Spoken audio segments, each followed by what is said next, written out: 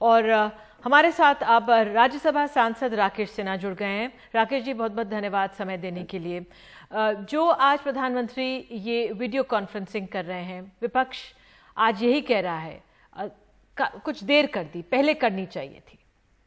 देखिए, जो चीन का मसला था उस पर कूटनीतिक तरीके से और सैनिक के तरीके, सैन्य स्तर पर लगातार बातें हो रही थी, डायलॉग हो रहा था। किसी को चीन धोखा देता है, चीन की विश्वसनीयता कम है, लेकिन उसका सूचकांक इस स्तर तक जाएगा यह किसी को अनुमान नहीं था।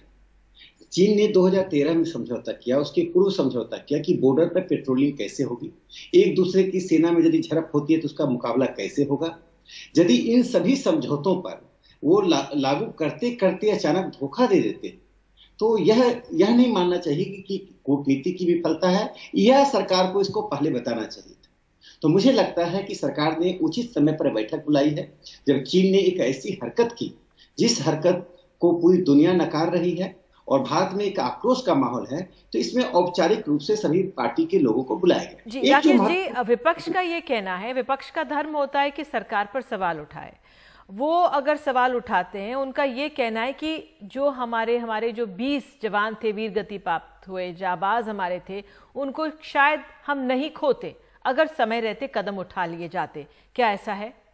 देखिए, जो घटना घटी, जो घटना सेना ने बताया, सैटेलाइट से पता चला कि अचानक जब एक मेजर जाता है और एक कमांडिंग ऑफिसर जाता है और डायलॉग करने, तो कोई आर्म्स लेकर जाते नहीं।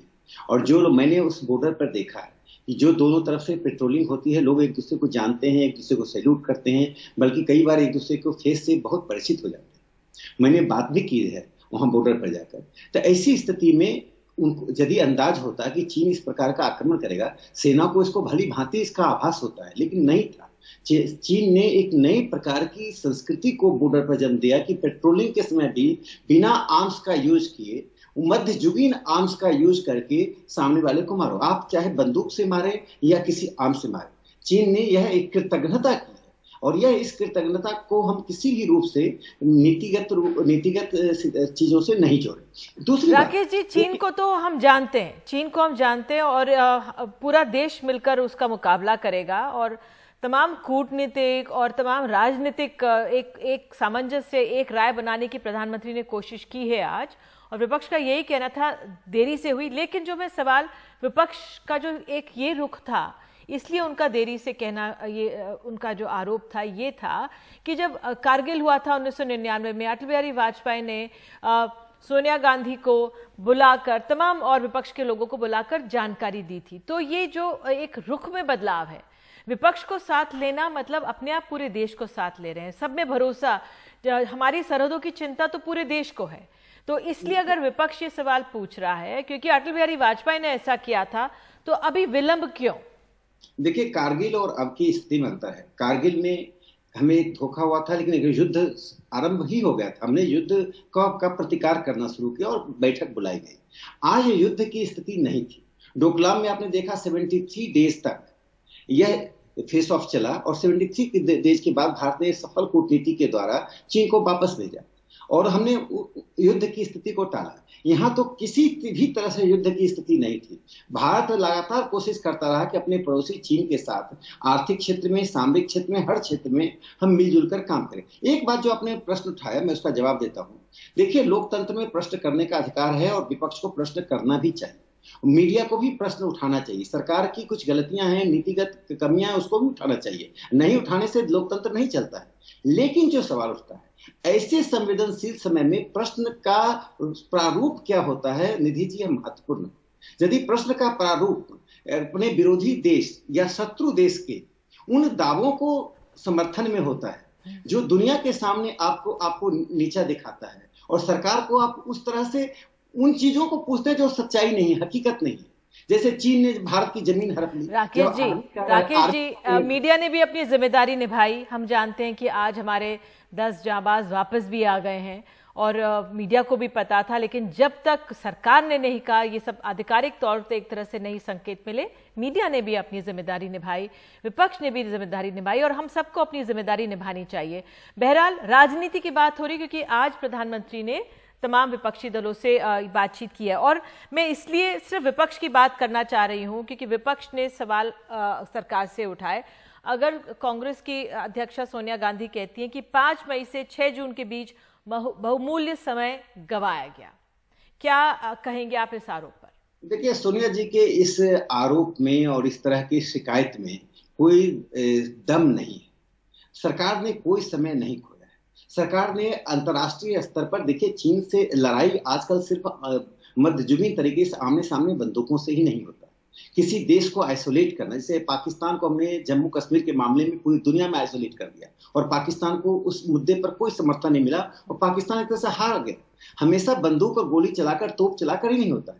आज दुनिया में चीन से समय, उस स्थिति को बदलने के लिए समय बाय करना जिसको कहते हैं। राकेश जी, परेशानी सभी को है, आपको भी हो रही होगी, हमें भी हो रही है, क्योंकि आरोप ये लगा कि तथ्यों को, जानकारियों को छुपाया गया। संवेदनशील जानकारी की बात नहीं कर रहे, क्योंकि आज भी जो तमाम जानकारियां हुई बातचीत में आया होगा, जरूरी नहीं है कि मीडिया में साफ तौर पर ऐसे दिखाएंगे। लेकिन जब आरोप लगाया जाता है, जब कहा जाता है, सवाल उठाए जाते हैं कि आप छुपा क्यों रहे हैं, क्योंकि इससे जो अनिश्चितता की स्थिति बनती है या लोगों को परेशानी होती है, कोई और चिंताएं होती हैं, वो थम जाती है। आरोप ये है विपक्ष का, छुपाया गया जानकारी को। मैं तो इसकी प्रतिकूल बात कर रहा हूं कि अनिश्चितता का, भ्रम का माहौल विपक्ष ने सवालों के द्वारा बनाया।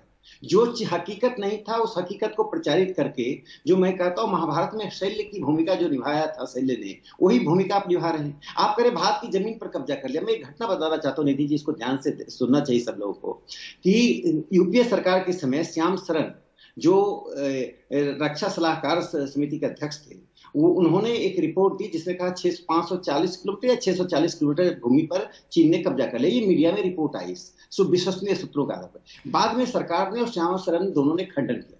विपक्ष ने सरकार को नहीं घेरा। यदि चीन ने ऐसी हरकत की। राकेश जी, इतना समय नहीं है। यूपीए के समय, अभी आपको याद है चुमूर में जब हुआ था लद्दाख के एरिया में, तब बीजेपी ने सवाल उठाए थे कि नहीं? बिल्कुल वाजिब थे, सवाल उठाए थे। ये पूछा गया था क्यों छुपाया गया। AK एंटनी, मिस्टर मेनन, तब सब पे सवाल उठा दिए थे। उनकी चीन यात्रा पे सवाल उठा दिए गए थे। बहरहाल विपक्ष ने तब अपना काम करा था जब आप लोग विपक्ष में थे, और अब यहाँ पे कांग्रेस और तमाम 15 राजनीतिक दल हैं जो हमारे प्रधानमंत्री से मिले हैं। मैं आपसे बस यही अंत में कहना चाहती हूँ, चीन, क्योंकि चीन का नाम लेने में, चीन ने जो हरकत की है उसका नाम लेने में हमने बहुत देरी की। हम लोग घबरा रहे थे क्या? क्या हमारी अब नीति में बदलाव आएगा? चीन से जब हम डील करेंगे उसमें क्या कुछ बदलाव देखने को मिलेगा, राजनयिक तौर पर या फिर राजनीतिक तौर पर? ये घटना एक माइलस्टोन साबित होगा, एक मील का पत्थर साबित होगा चीन के प्रति नीति निर्धारित करने में। और मैं 3 बातें कहना चाहता हूं जो परिवर्तन होगा। आर्थिक निर्भरता जो चीन पर बढ़ रही है उसको कम करना पड़ेगा, रियलिटीज को, वास्तविकता, हकीकत को ध्यान में रखकर।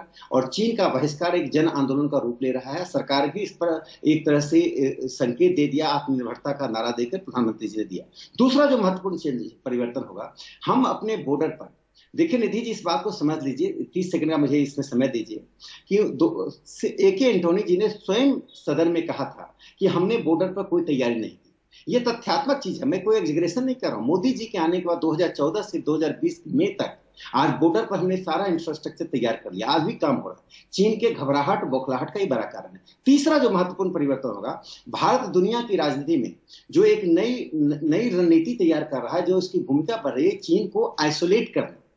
ये तीनों स्तर पर भारत परिवर्तन करेगा। और मुझे लगता है तिब्बत की आजादी का प्रश्न, जिसे हमने 50 के दशक से ही छोड़ दिया था, उस प्रश्न को दुनिया में इसलिए नहीं उठाएं कि आज चीन से हमें झगड़ा है, इसलिए कि जब तक तिब्बत आजाद नहीं होता है हम मानकर चलेंगे कि दुनिया में उपनिवेशवाद कायम है। जो लोग तिब्बत को समर्पित कर देना चाहते हैं, समर्पण कर देना चाहते हैं, राम मनोहर लोहिया, दीनदयाल उपाध्याय सहित, जयप्रकाश नारायण सहित सभी लोगों ने तिब्बत की आजादी की बात कही थी। नेहरू की सरकार ने नकारा, बाद की सरकारों ने उसी को आगे बढ़ाते घसीटता रहा। उससे फिर से बाहर निकलने की जरूरत है। मैं बीजेपी के नाते नहीं कर रहा हूं, भारतीय जनता पार्टी के नाते नहीं कर रहा हूं, मैं देश की जनता की उस मुखर आवाज को उठाना चाहता हूं। तिब्बत की आजादी के प्रश्न को पुरजोर तरीके से ग्लोबल लेवल पर उठाना चाहिए। जी राकेश जी, बहुत बहुत धन्यवाद, आपने समय निकाला। और उम्मीद यही करते हैं कि चीन से मुकाबला हम पुरजोर तरीके से हर स्तर पर ठीक से करेंगे। बहुत बहुत शुक्रिया आपका।